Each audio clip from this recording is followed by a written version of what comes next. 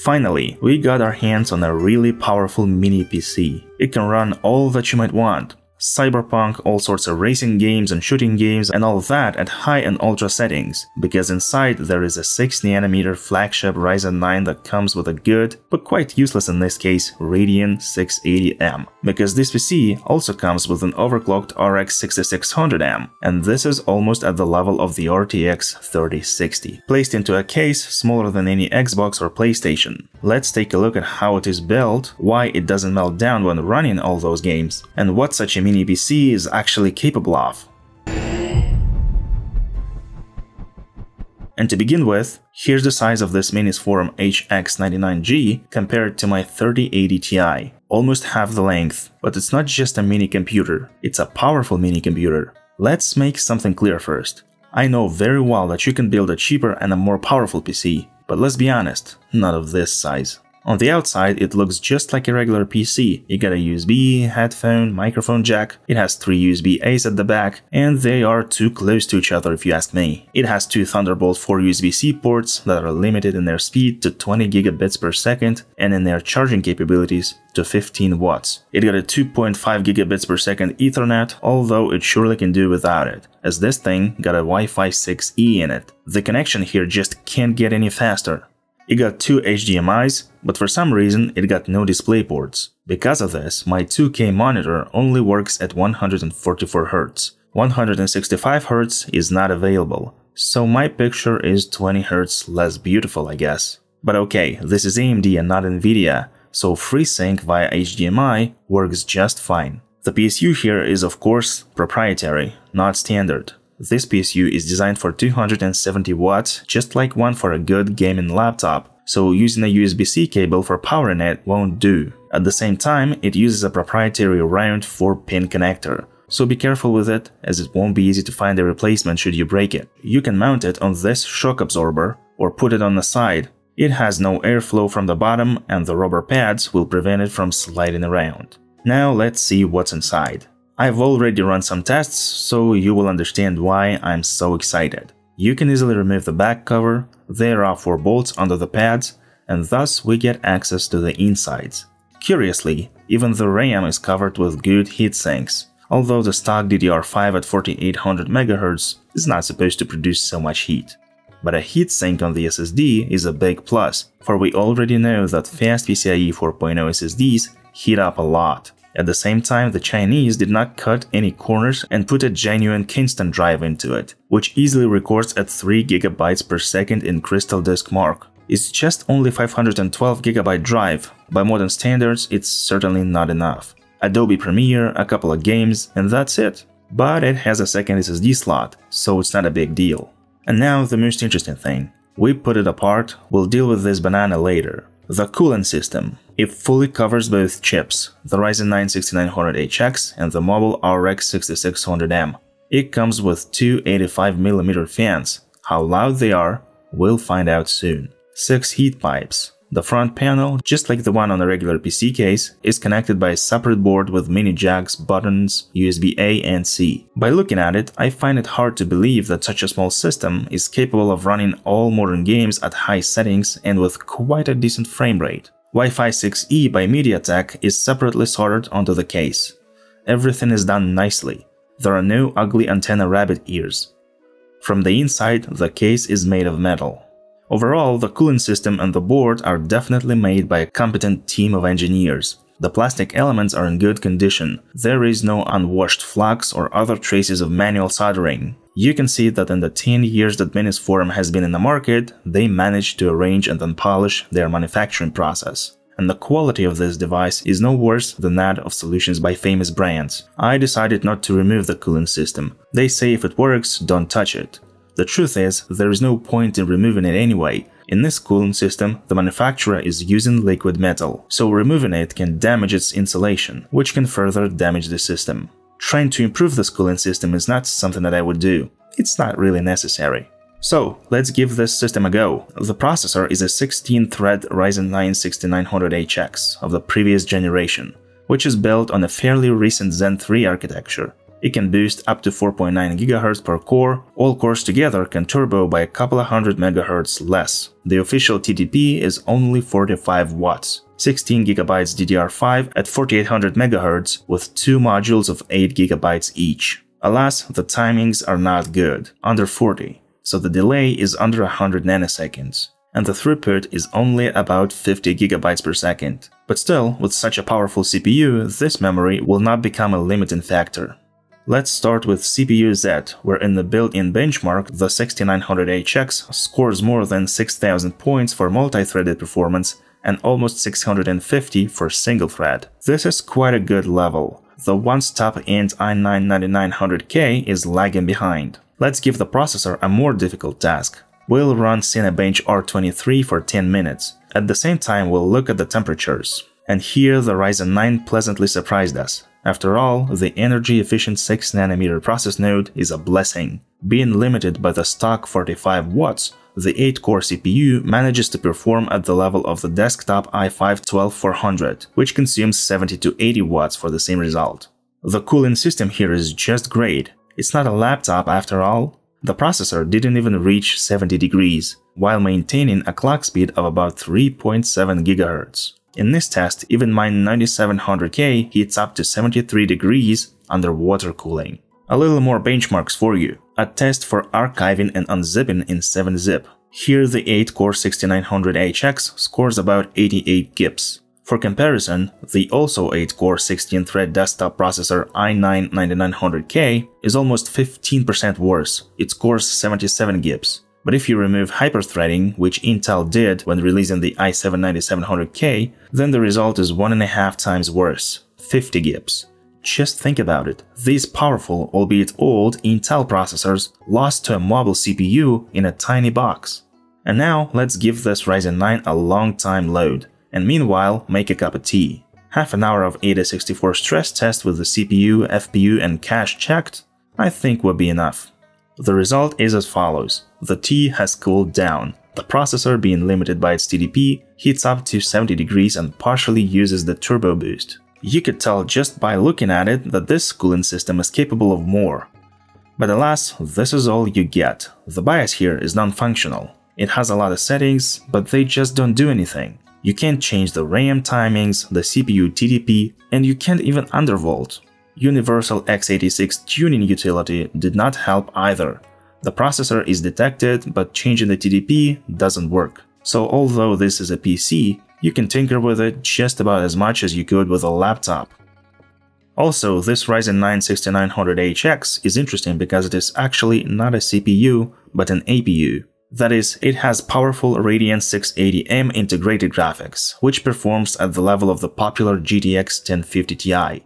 At the same time, by default, it is not disabled, although it can be done in the BIOS. Integrated graphics is used in laptops to extend battery life, since dedicated graphics consumes more power. But in a mini PC, it's more like an extra weight to carry, or rather, it just doesn't work, because the HDMI ports are connected directly to dedicated graphics. But most importantly, when the integrated graphics is active, it will not be possible to record the screen via AMD Relive. The option will simply be unavailable. I have experimented with the drivers and watched tutorials, it just doesn't work. Once the integrated GPU is disabled, everything works. AMD is the expert when it comes to drivers, I guess. But anyway, looking ahead, I had to record the screen with a camera. Screen capture causes a significant drop in performance. Cyberpunk lost as much as 15% of frame rate. The bottom line is, if you need screen capture or don't want to see two GPUs in the task manager, you'll have to go back to the early 2000s and relive the times of these old blue screen BIOS. The dedicated graphics here, however, is worth attention. This is a mobile RX 6600M. It is well known to those who prefer buying weird stuff from AliExpress like ourselves, but here it actually performs in its native environment. Physically, this GPU is no different from the desktop version. The same 1800 stream processors, 8GB of GDDR6 memory, with a 128-bit bus and 8 PCIe 4.0 lanes. At the same time, this PC is shipped with resizable bar enabled out of the box, which allows the processor to access the entire video memory and thereby increase the graphics performance a little more.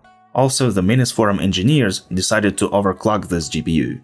It has both its standard and boosted frequency raised by almost 200 MHz. So in the end, the difference with the desktop version of this GPU is fully eliminated. The last and only difference now is the TDP. For the 6600M, it is 100 watts. For the desktop card, it is a third higher. In 3D Mark TimeSpy, the mobile 6600M scored slightly less than 8,000 points, while the desktop version is on average only 100 points faster. So the Chinese actually managed to boost the mobile version to the desktop level, while leaving the TDP at the laptop level. Although it is not possible to improve this result further, as the sliders in MSI Afterburner are not available, this GPU has already been pushed to its limits. So any additional overclocking would most likely fail to produce any tangible result. At the same time, the cooling system manages to dissipate the heat generated by this overclocked mobile GPU without problems. Half an hour of the 4K test in the superposition benchmark was able to heat it up to 82 degrees, and the frequency maintained at 2300 MHz. That is, the factory overclocking is actually useful. As a result, here we have a capable machine that can be compared to the popular build with the i5-12400 and RX 6600. The system is loaded with Adobe Premiere. The test file is our previous half-hour video, mirrored in 2K and with a heavy glare effect. My daily driver PC with an old 8-core i7-9700K finished it in 54 minutes, but the compact Daredevil is 4 minutes faster. That's the effect the more recent architecture has. It's time for the Skylake to retire. Even the fast 3080 Ti didn't manage to help it. But there will be no Blender test, because the Red Mobile GPU has again proven that it is not a good choice for productivity tasks. The HIP option, which is for the Radeon GPUs, shows as available in Blender, but even with the most recent demo scene, the GPU rendering does nothing. The video card is just sitting idle and not working. At the same time, there are no problems on my PC with the RTX 3080 Ti. The video card is detected and can be selected in the optics menu. Of course, you can use the processor for rendering, but it's too slow. The 8-core Ryzen 6900HX coped with the classroom scene in 7 minutes, while the RTX 3080 Ti in just 20 seconds. That is definitely something to consider when you're a 3D artist. Surprisingly, this tiny box handles most of the workloads quite well and without making any noise. Listen for yourself.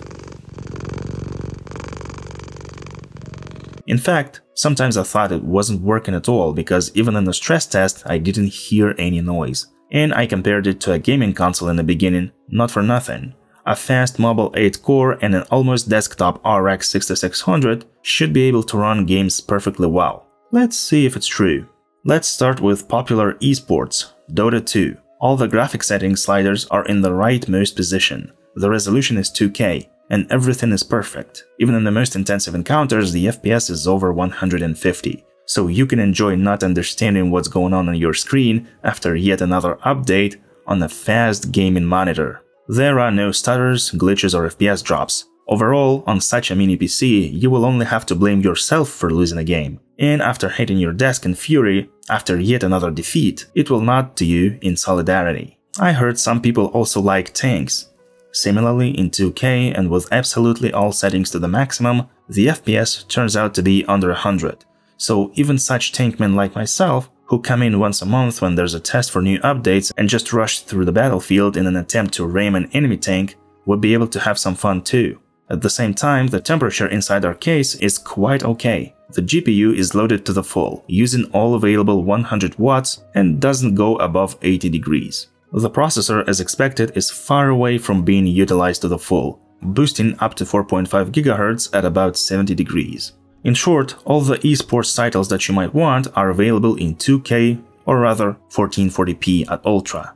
Time for Atomic Heart. I admit I did not actually play the game, and when running tests I only went as far as to meet Granny Xena, so I had to download some save files for it. You can shoot robots in the alternative USSR of the 50s at ultra graphic settings. This is the preset that goes before the Atomic preset, but this is of course in Full HD. At the same time, the frame rate is 60 to 90 FPS depending on the situation. In general, it is absolutely playable. If desired, you can slightly lower the settings to get a stable 100 plus FPS if you're using a fast gaming monitor. The load on the hardware is okay here.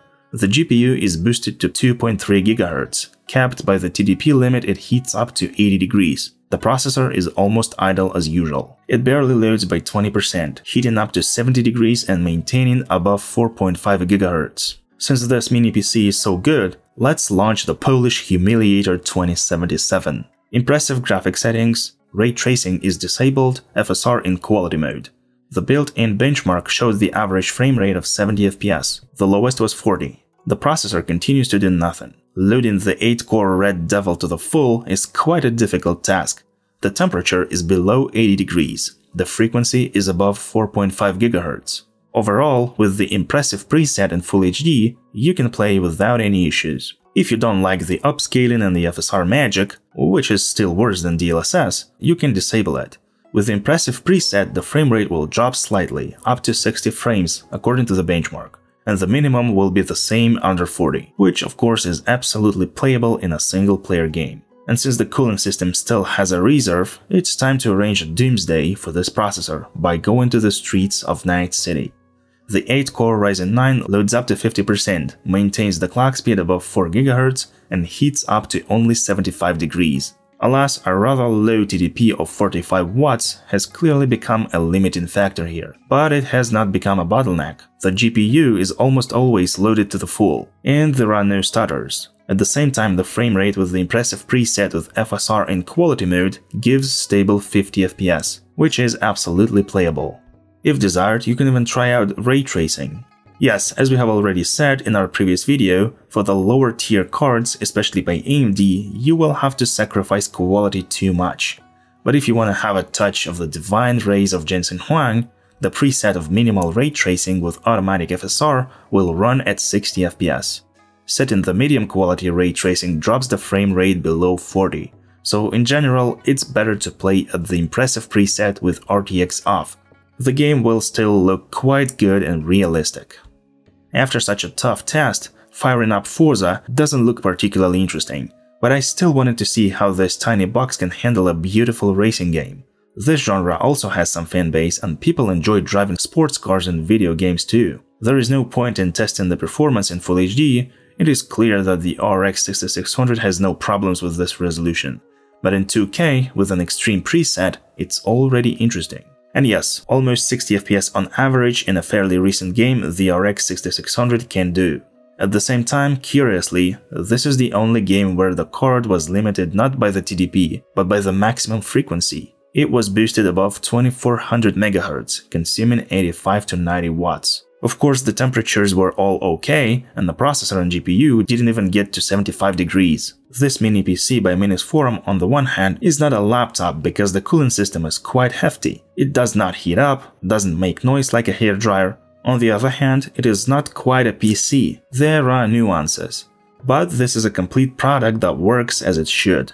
It's hard to tell exactly how much it costs. The version like mine with 16GB DDR5 and a 500GB fast SSD costs me about $1,000.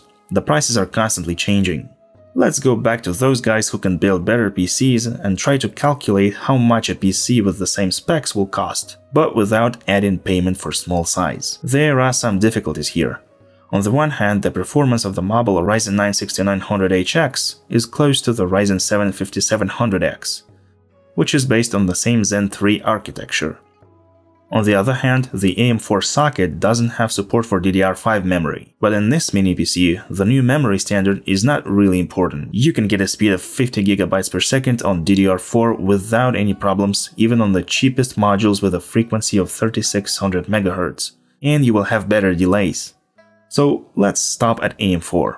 Now let's count. You can get a 5700X on AliExpress for about $175. Since we need PCIe 4.0 support, we need a board on a B550 chipset. The top-end solutions are excessive, we need 4 to 6 VRM phases under a heatsink, which adds some $110.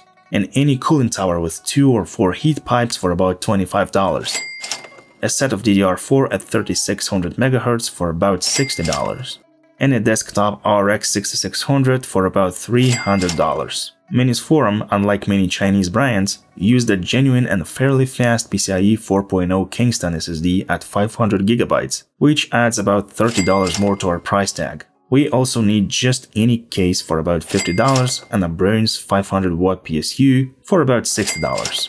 And to sum up, we would get the total amount of about $800. Of course, you can take a bit more time searching and find the same components for a better price and make it a bit cheaper than that. In other words, the extra price that you have to pay for the small size of this thing is not really in any extra money that you have to spend, but in the fact that it lacks upgradability and you can't really tinker with it.